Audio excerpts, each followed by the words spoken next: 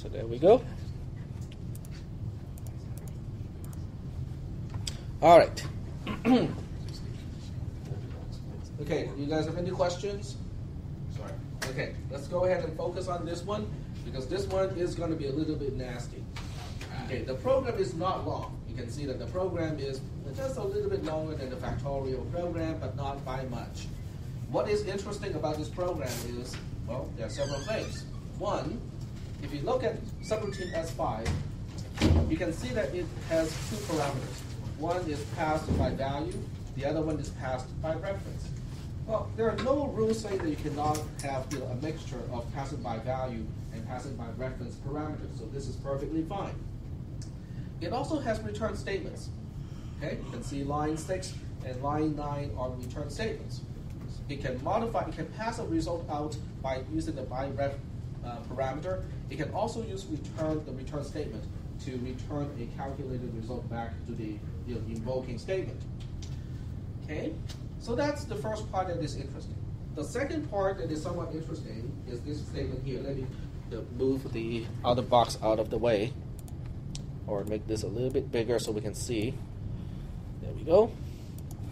Okay, if you look at line 9 of the pseudocode, which is where the mouse pointer is, it invokes S5 twice.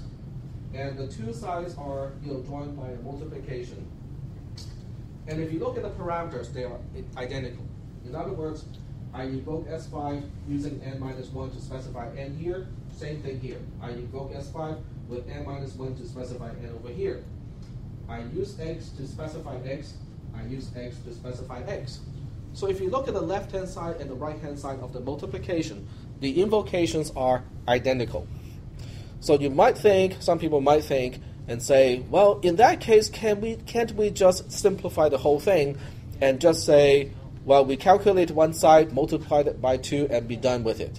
Yep. No, but you can copy and paste. Well, copy and paste is kind of dangerous because the results are different. Okay, that's the whole point. Oh. That's the whole point of this algorithm, is to illustrate, the. Oh, because it changes x. Exactly, and x is used to specify the return value. So that's why we cannot just say, oh, well, we don't have to actually do the invocation twice, because doing this and doing this again are two different things. They return different values. Okay. That's about it. That's why you have to start from left to right. And then we read from left to right. Yeah, but in this case, whether it's left to right or right to left does not matter, because multiplication is commutative. If I change this to division, then it would matter, because division is not commutative. You cannot change the order of the two sides and have the same result back. Okay, so we'll go ahead and trace this. This will take a little bit of time, depending on how many times I have to stop and explain stuff. It does not really involve any concept other than the ones that we have talked about. Okay, so that's the main point. It does not involve any new concepts, but it is a very, very good sample program to expose any misunderstanding of those concepts. Yep. Is there a reason you're on sheet 3? Or? Because sheet 2 is already done. Oh. I don't want to just read out a done solution. Yeah, I want to do it on the fly so that you guys can basically see a blank sheet and say, okay, what is going on next? Okay. Do you guys want me to just work with sheet 2? The best way for me, at least from my perspective, is just to replay the video clip from my Tuesday, Thursday class, because I did that in those in those two classes already. But I think doing it live is probably better. You guys pay for that live performance. Yeah. Okay, let's go ahead and get started with this one. We need comments. We need line number to initially. The first line to execute is line 12 here, so we have a global variable k as well. In this case, it is important to have a pre, just so that we know that k does not start with any particular value. On line 12, k is initialized to 1. On line 13, we invoke S5. Okay, so let's go ahead and make this a little bit shorter. And I would start to split the screen even at this point, just so that it's easier to deal with it later. On line 13, we have a print statement. But I cannot do any printing until I have invoked S5 with the parameter specified. So what I need to do is to invoke S5. When you invoke S5, there are several columns we have to set up. The first column we have to set up is the return info, so that we know after the subroutine is done, where do I go back to and what should I do after I get back there. We need one column for each parameter. We have parameter n, which is passed by value. We have parameter x, which is passed by reference. So we need to allocate 3 columns every time we invoke subroutine S5. Let's deal with the easiest one first. N is the easiest because according to the invocation, we only want to use 2 as an argument to n. As a result, column E simply has a value of 2.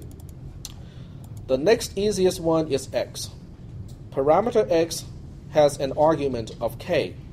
And because x is passed by reference, and there are 2 visual clues why it is passed by reference. One is line 3 of the pseudocode, and the other one is the use of a double-sided arrow when we invoke the subroutine. And since it is passed by reference, it means that k as a parameter is nothing more than an alias of the original item. The original item, my global variable k, is in column C. Are there any questions about how? Yep.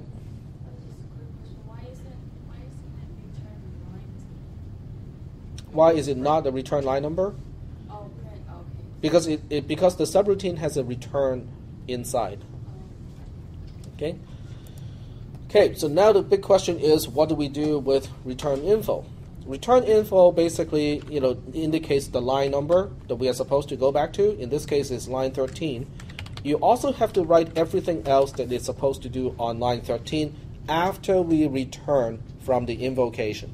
In this case, after we return from the invocation, the only thing left to do is to print that value out to the screen or on a piece of paper. You also have to remember to replace the invocation with a single question mark, because the question mark is a placeholder for the return value. Are there any questions about columns D, E, and F at this point? Moving on, okay, once we set up the columns, we can actually go into the subroutine to start executing in the subroutine, which is on line 4, the first line of action. We compare n to 0, and it is false, because n has a value of 2 at this point. We move on to line 8, because the condition is false. We add 2 to x. First of all, we find out what is x. X is an alias of column C. Column C has a value of 1. 1 plus 2 is 3. We store the 3 back into x, which means we have to store the result back into column C. Are we doing okay? That's the behavior of a pass by reference parameter. Is that doing okay so far? Okay.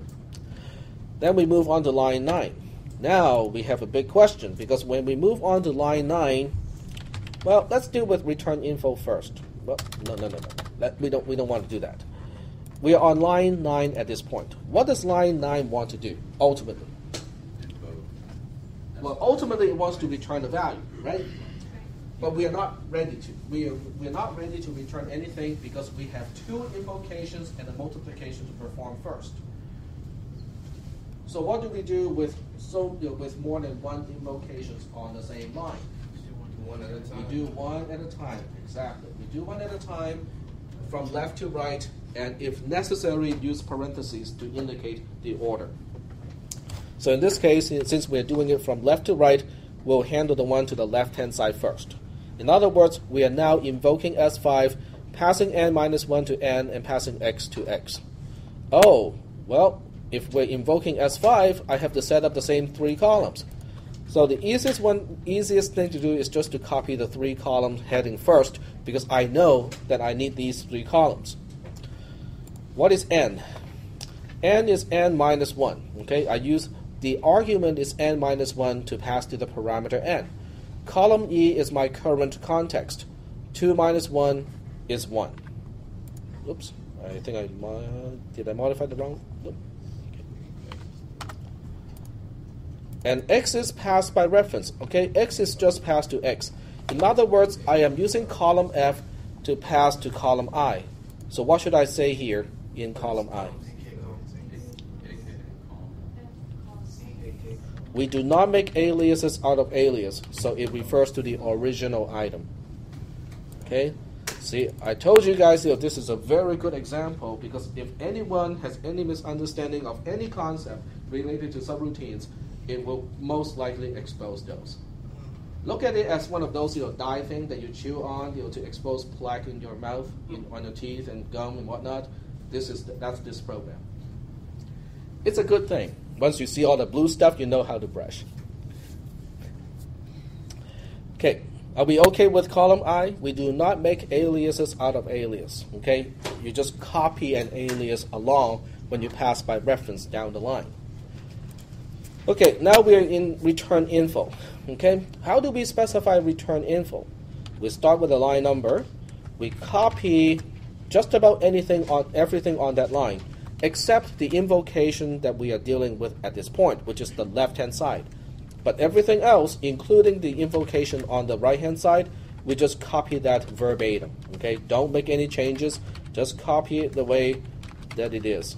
Oops. Okay. Now, obviously, this is not going to show too well. So what we'll do, or what I'll do, is to change the format to use a wrapped text. Okay. So do we have any questions about columns G, H, and I? Why they are set up? Do you change the value of K then? X with X? Do you write the 3 for K again? Or do you just leave it as AK column C? It's just an alias. Column I is an alias of column C.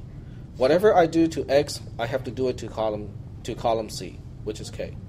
But we don't do anything as far as the value for K, right? We don't have to write 3 again or anything? Not at this point.